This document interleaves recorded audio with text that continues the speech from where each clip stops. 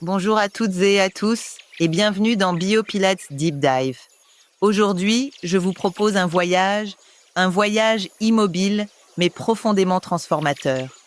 Nous allons explorer un exercice fondamental de la méthode Stott Pilates, le cercle d'une jambe ou One Leg Circle. Un mouvement simple en apparence, mais d'une richesse incroyable. Et surtout, nous allons l'aborder sous un angle plus profond, la stabilisation du bassin et ce qu'elle dit à notre cerveau. Car oui, dans chaque cercle de jambes, il se joue une histoire de stabilité et de mobilité, d'ancrage et de fluidité, mais aussi une histoire neurologique. Ce que vous engagez au niveau du bassin n'est pas qu'un détail mécanique, c'est un signal fondamental, un message adressé à votre système nerveux central. Dans le cercle d'une jambe, vous êtes allongé sur le dos, en position neutre, une jambe levée vers le plafond qui va dessiner un cercle. Mais l'autre jambe, celle qui reste au sol, joue un rôle capital. Trop souvent négligée, elle est en réalité votre ancrage, votre socle de stabilité.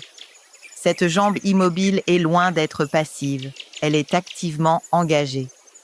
Le pied pointé vers l'avant active les gastrocnémiens et le soléaire, tandis que la cuisse reste allongée et enracinée dans le sol grâce à l'activation des ischio-jambiers et des muscles fessiers. Cette chaîne postérieure crée une base de support solide pour tout le reste du mouvement. C'est elle qui empêche le bassin de basculer, qui guide le placement des ischions et qui envoie au cerveau une information claire. Je suis aligné, je suis stable, tu peux autoriser le geste. C'est tout l'art de la dissociation motrice.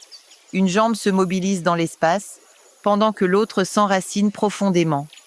Et cette dissociation, ce contraste entre mobilité et stabilité, entre action dynamique et action isométrique, crée un espace de conscience unique. Le cerveau apprend à distinguer, à ajuster, à moduler. Car stabiliser le bassin, ce n'est pas l'affaire d'un seul muscle. C'est une orchestration complète du centre, transverse, plancher pelvien, oblique, mais aussi de cette jambe d'ancrage qui s'appuie fermement contre le tapis, créant une résistance naturelle, comme une poussée vers le sol. Cette poussée, subtile mais puissante, libère l'articulation de la hanche opposée. Et pendant que la jambe mobile trace son cercle, le bassin reste neutre, enraciné, conscient. Et c'est précisément à cet instant que la concentration atteint son apogée. Car la difficulté n'est pas tant dans le mouvement de la jambe que dans l'immobilité du bassin. Ne pas bouger, ne pas compenser, rester centré. À ce moment-là, le cerveau est en alerte maximale. C'est un travail d'une extrême finesse, presque invisible, mais profondément exigeant. Le système nerveux entre en action. L'information remonte depuis le corps. Voie afférente. Elle est analysée au niveau cérébral et une réponse descend vers les muscles. Voie efférente. C'est un dialogue constant entre sensation et action, entre perception et ajustement. Stabiliser le bassin dans le leg circle, c'est donc bien plus qu'un simple contrôle musculaire. C'est une expérience neurologique, une exploration de l'intelligence corporelle. Et c'est ce calme dans le centre, cet enracinement profond de la jambe de support qui permettent aux gestes périphériques d'être fluides, libres, sans tension.